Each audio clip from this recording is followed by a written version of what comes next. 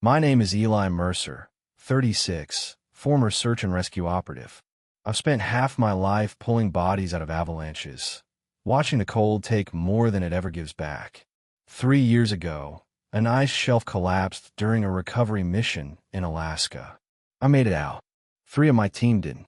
Since then, the sound of wind over snow has felt like an accusation. When I saw the posting for a seasonal ranger position at the Yukon Wildlife Reserve, I took it without hesitation. No partners, no towns, just miles of untouched wilderness and the steady rhythm of isolation. I told myself it was peace I was after, but truth is, I was running from the ghosts that still screamed in the snow. They stationed me at Station Echo 9, an outpost buried deep within the reserve's northern expanse, 70 miles from the nearest settlement. The supply route was a single unpaved road that disappeared beneath snowdrifts after mid-December. Once you were out there, you stayed until the thaw. The place looked like it hadn't been updated since the 1970s. A 2-story wooden cabin reinforced with steel beams, radio tower beside it, generator shed half buried under ice. The air tasted metallic sharp. The silence wasn't natural. It pressed against my chest like something alive, something listening. My predecessor, Ranger Dalton Shaw, was waiting when I arrived. Thin, gray, and wind-burned, he looked more like part of the landscape than a man. He shook my hand once, dry, cold, and handed me a ring of keys. His eyes, pale as frost, barely met mine when he said, "Don't treat the forest like it's dead. It still remembers." I tried to laugh it off, but he didn't smile. He just gathered his duffel bag, stepped out into the storm, and left without another word. The snow swallowed him whole within seconds. That night, I settled into my new post. The walls creaked as the temperature dropped. The generator coughed in its sleep. I made coffee, checked the perimeter logs, tried to convince myself I was alone. But around midnight, as the wind shifted, I noticed a faint glow moving between the trees far out in the valley. At first, I thought it was the reflection of my own floodlight, until the light blinked. Twice. Then again, slowly, rhythmically, like someone walking with a lantern. No radio chatter, no snowmobile tracks, just that light, swaying through the black pines, deeper into the forest that was supposed to be empty. And for the first time in years, I felt that same old, buried instinct crawl back into my gut. Something out there was watching. The next morning, I woke to the sound of the wind clawing at the shutters, a constant, low moan that seeped through the walls like breath. The radio hissed with static. No transmission. The generator was still humming outside, its rhythm steady and mechanical. I made instant coffee and began checking through the drawers of the main desk. Old maps, faded wildlife logs, a few cassette tapes labeled only with dates. Then I found it, a sealed envelope tucked beneath the station ledger. The paper was yellowed, brittle at the corners, and sealed with tape that looked decades old. On the front, written in black marker and blocky handwriting, "Rules for surviving the night, Echo 9. For a moment, I thought it was just another piece of old station paperwork. A joke, maybe, or some hazing tradition left behind by bored rangers. But curiosity won. I tore it open. Inside was a single sheet of paper, smudged with fingerprints and oil stains. 9 rules, typed unevenly, as if from an ancient typewriter. 1. Lock the outer door before 10:42 p.m. If someone knocks after that, don't answer. 2. If you see a campfire deep in the woods, turn off all lights. No one is camping this season. Asterisk 3. At 11:30 p.m., the phone may ring once. Don't pick it up. Don't look at it. Asterisk 4. If you hear footsteps on the roof, stay silent. They only move when you do. 5. Never look toward the frozen lake after midnight. It remembers faces. Asterisk 6. If the forest goes completely quiet, close your eyes and count to 30. Asterisk 7. When the wind howls your name, answer with someone else's. Asterisk 8. If the lights flicker 3 times, burn a page from this list. Asterisk 9. Leave before sunrise if the snow turns blue. I sat there staring at the list, the last line catching my eye. If the snow turns blue. Blue snow. Ridiculous. I laughed under my breath, folded the paper, and leaned back in the creaky wooden chair. Welcome to Echo 9, Eli, I muttered. Population, one paranoid old ranger. But the longer I sat there, the less funny it felt.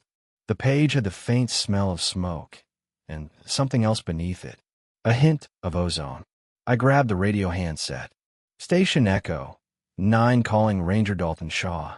You forget to mention the ghost story in orientation. There was static. Then, after a pause, his voice came through, faint, dry, almost tired. You found them, he said. Then you already know what happens if you don't. Dalton, come on. You're telling me you actually believe this crap? He didn't answer right away. Only the sound of wind on his end. Not like the soft howl of weather, but sharp, whistling through narrow gaps. Then he said quietly, I don't believe them, Mercer. I remember them. The transmission clicked off before I could reply. I sat there for a long time, staring at the radio, waiting for him to come back. He didn't. That night, I pinned a paper above the desk out of some mix of irony and caution. I told myself it was just for laughs, something to stare at when the hours got long. But as the sky dimmed into that cold northern twilight, I caught myself checking the time. 10:36 p.m. The forest outside was still. No birds. No movement. Only the hiss of the wind through frozen pine. I found myself standing by the door, hand on the deadbolt, and before I could stop myself, I locked it. Not because I believed, but because, somewhere deep down, a voice in the back of my head whispered, just in case. The first night dragged on like an endless breath held too long. The wind scraped against the glass, whistling through cracks in the wooden walls, and the old clock above the desk ticked with a hollow, uneven rhythm, each second landing heavier than the last. I spent the first few hours convincing myself this place wasn't that bad. The heater groaned but worked, the radio hummed faintly, and the forest outside was buried under a thick quilt of white silence. I made coffee, read through old ranger logs, and tried not to think about the list taped beside the door. By 11:32 p.m., the caffeine had worn off, and the static on the radio was the only sound left. Then it happened, the sharp clang of the station's landline ringing once. A single, shrill ring that pierced through the stillness. I froze. The list came back to me instantly. Rule number 3. At 11:30 p.m., the phone may ring once. Don't pick it up. Don't look at it. I stared at the phone sitting on the far desk. It was one of those old rotary models, pale yellow, the cord coiled like a snake. I told myself it was probably a misfire, a line crossed somewhere in the storm. Then it rang again. One clear, deliberate tone. My breath caught. I didn't move, didn't even blink. When it finally stopped, the silence that followed was worse. Heavy, expectant. I stood up and walked to the window, trying to shake off the crawling sensation that something was waiting for me to do the wrong thing. Outside, the night was a black ocean of trees. The snow reflected the pale moonlight in rippling patterns that almost looked alive. Then movement. Far out in the woods, between two skeletal pines, a dim orange glow flickered. A fire. Rule number 2. If you see a campfire deep in the woods, turn off all lights. No one is camping this season. My hand went to the switch without hesitation. The tower fell into darkness. The only sound was my heartbeat, too loud, too fast. The flame in the distance pulsed, brightening and fading as if someone were moving around it. A shadow crossed the fire, tall, human. Then another. That's when I heard it. Eli. A voice. Faint, carried by the wind. I froze at the window. We found them. We found the others. My skin went cold. The voice was familiar. Too familiar. I knew that tone, that roughness, the rasp from years of cold air and smoke. It was Riley, one of my team from the avalanche. The one whose body we never found. I stepped back from the window, so hard the chair behind me tipped over. The fire in the woods dimmed to a thin spark, then went out completely. The silence that followed was unnatural. Even the wind seemed to hold its breath. I waited. Nothing moved. No sound, no fire, just the endless sweep of the forest and the hiss of blood in my ears. Just the wind, I whispered. Just the wind. But deep down, I knew it wasn't. I didn't sleep the rest of the night. Every creak of the floorboards made my pulse jump. I kept the flashlight in my lap and my boots on. When dawn finally came, it felt wrong. The sky too pale, the air too still. I went outside and found the snow around the base of the tower smooth and untouched. No footprints. No sign anyone had been there. Still, something didn't sit right. I checked the outer wall of the cabin. On the frozen window pane, faint, almost erased by frost, were 4 finger marks, dragged downward, as if someone had pressed their hand there and slowly slid it away. By noon, I tried calling Dalton on the radio again. Echo, 9 to base. Shaw, you copy. Static. Then a burst of faint, broken words, like a whisper through static. Don't answer, if they sound like you. I turned the dial, tried again, but the signal was gone. That night, I taped the rules to the wall right above my desk where I could see them. And for the first time, I didn't laugh. The second night started colder. The kind of cold that gets inside your lungs, sharp and metallic like breathing in a knife. The air outside had stopped moving entirely. No wind, no rustling trees, not even the distant moan of the forest. Only silence. Inside, the heater clicked and groaned, fighting the frost that crept across the windows in branching veins. I kept my flashlight close and the list of rules taped to the wall right beside the radio. My eyes kept landing on rule number 4. If you hear footsteps on a roof, stay silent. They only move when you do. I told myself it was ridiculous. Superstition meant to scare new recruits.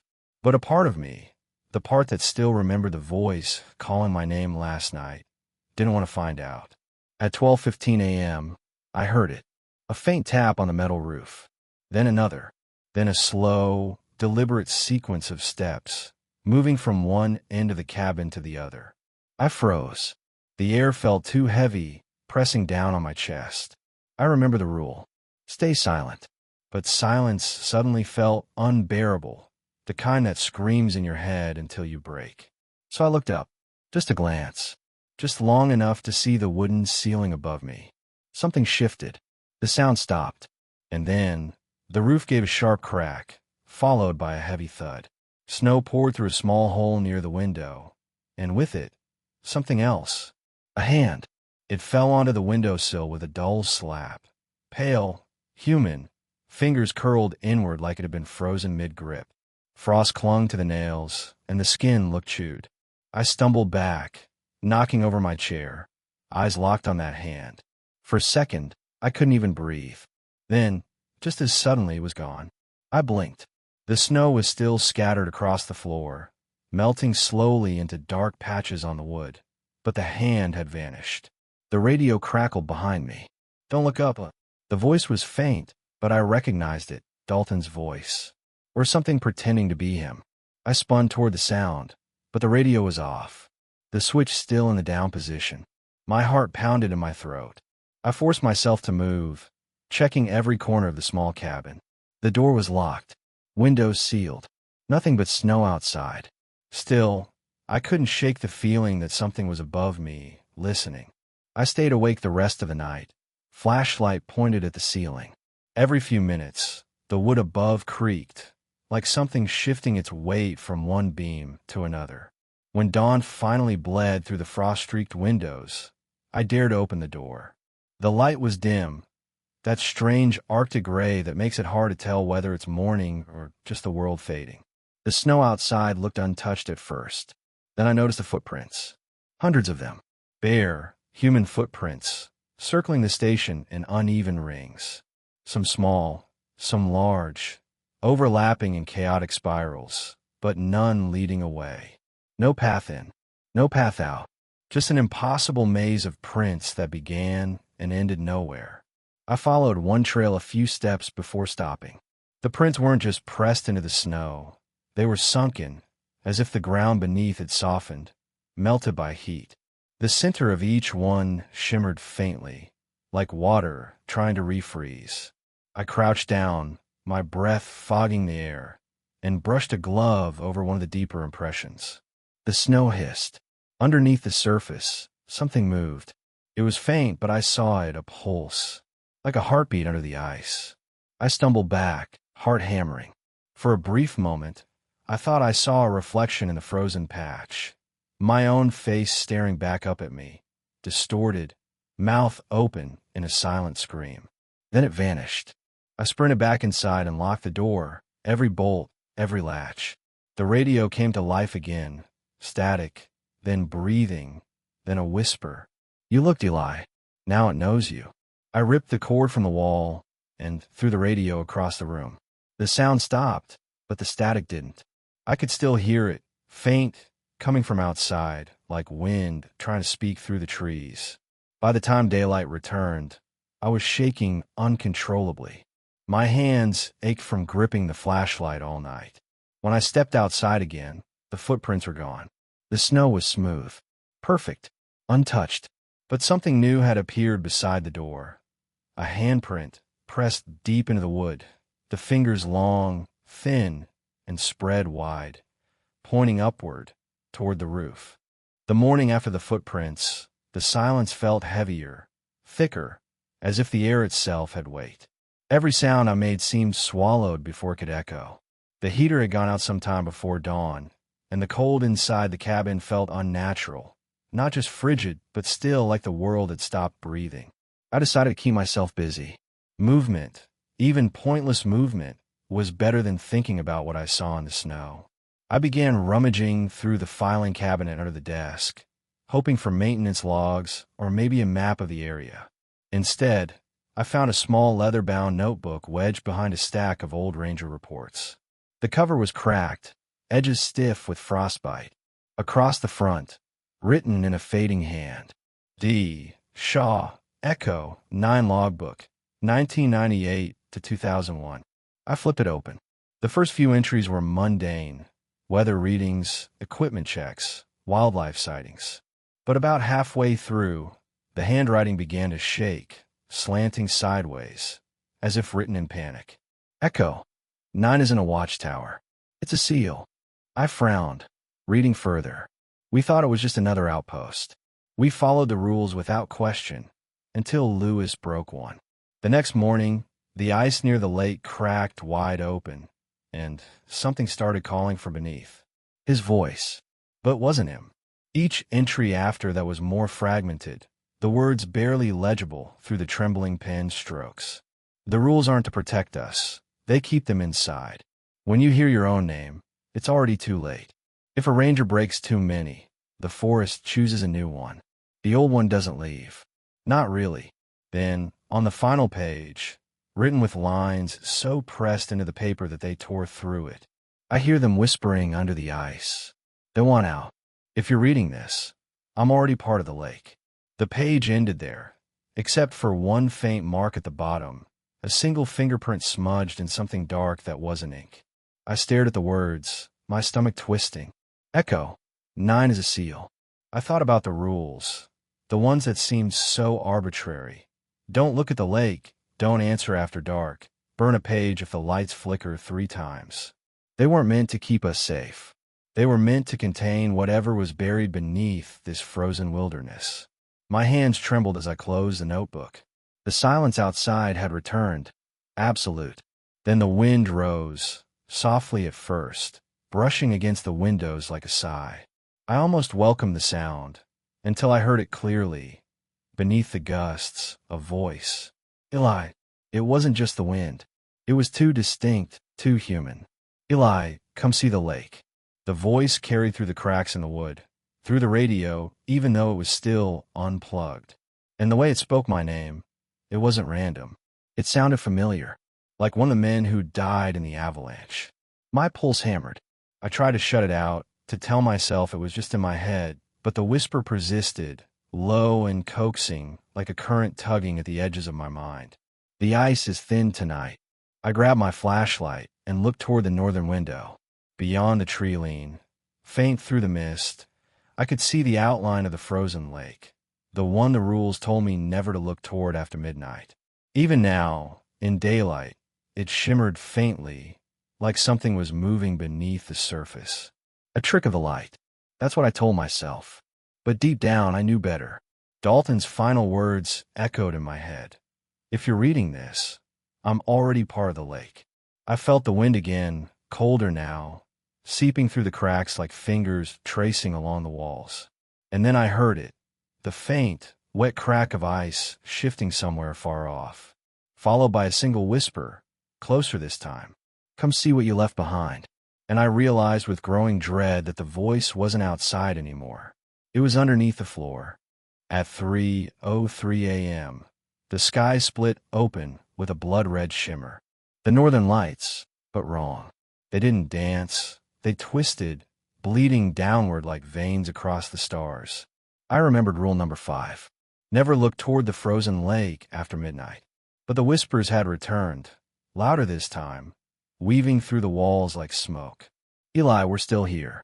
Come back. You left us. Their voices crawled under my skin. My flashlight flickered, casting trembling shadows across the room. The air felt electric, charged, and then silence. Total, crushing silence. I should have stayed put. Closed my eyes. Counted to 30, like the rules said. But instead, I grabbed my coat and stepped outside. The snow stretched endless and untouched. A blank white graveyard under the crimson aurora. The forest loomed black against the light, and beyond it, the lake. Something was moving beneath the ice. I walked closer, each step sinking deep into powder. My breath fogged the air in bursts, each exhale louder than the last. When I reached the edge of the frozen lake, I saw them. Faces, dozens of them, pressed against the ice from below. Their skin pale, eyes wide, mouths open in silent screams. I knew those faces: Connor, Briggs, Lewis, my team from the Avalanche. Eli, one of them whispered. The sound came from everywhere and nowhere, vibrating through the ground. Help us. The surface of the lake began to breathe, the ice expanding and contracting like a lung. Cracks spiderwebbed outward with every beat. I stumbled back, but something caught my ankle. A hand, gray, wet, impossibly cold, broke through the ice and wrapped around my boot. Eli, I screamed, tearing free, but more hands followed, a dozen, then more, clawing up through the ice, dragging themselves out.